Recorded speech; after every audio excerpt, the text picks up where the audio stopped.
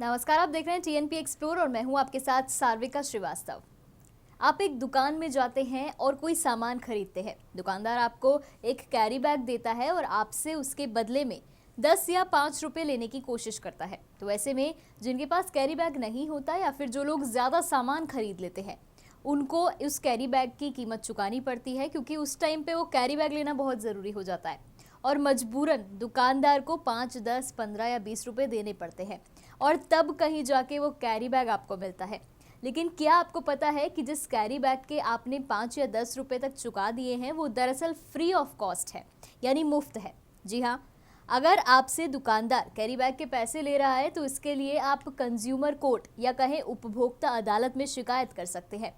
उपभोक्ता अदालतों के फैसले के बावजूद कैरी बैग्स पर अभी भी कीमतें लगाई जा रही हैं। अब एक मामला पिछले महीने ही दर्ज किया गया। दरअसल पिछले महीने दिल्ली की एक उपभोक्ता अदालत ने रिलायंस ट्रेंड्स को एक ग्राहक से कैरी बैग के लिए 7 रुपए चार्ज करने के लिए 3,000 रुपए का जुर्माना लगाया। अब देखिए कितनी बड़ी बात है कि 7 रुपए के कैरी बैग के लिए कंपनी को 3,000 का जुर्माना लग गया। और ऐसा इसलिए हुआ क्योंकि वो कंज्यूमर यानी ग्राहक पूरी तरह से जागरूक था। ऐसे में कंपनी ने कहा कि कैरी बैग खरीदना वैकल्पिक था और ग्राहकों को इसे खरीदने के लिए बाध्य नहीं किया गया था। उन्होंने कहा कि उपभोक्ता ने इसे खरीदा था और उसके अनुसार बिल बनाया गया था।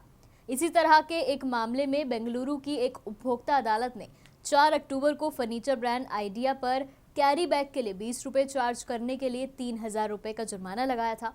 ऐसे में लोगों को भी ये शिकायत रहती है कि अगर वो कुछ भी खरीदने बाहर जाते हैं तो एक कैरी बैग खरीदना एक एक्स्ट्रा चार्ज सा लगता है।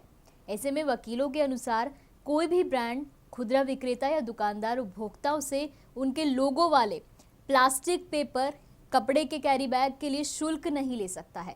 न ही ब्रांडों की उपभोक्ताओं को अपने विज्ञापन एजेंटों के रूप में मानना चाहिए और ना ही उन्हें कानून के अज्ञान का बहाना बनाना चाहिए। अब अगर नियमों की बात करें तो प्लास्टिक कचरा प्रबंधन नियम 2018 के नियम 15 में प्लास्टिक बैगों के स्पष्ट मूल्य निर्धारण का प्रावधान था, जिसे हटा दिया गया है। इसलिए विक्रेताओं और खुदरा विक्रेताओं को बैग पर प्राइस टैग नहीं लगाना चाहिए। इसी कड़ी में एक वकील ने कहा कि अगर कोई ब्रांड ऐसा करता है तो उपभोक्ता संरक्षण अधिनियम की धारा 12 के तहत शिकायत दर्ज करने का अधिकार रखता है।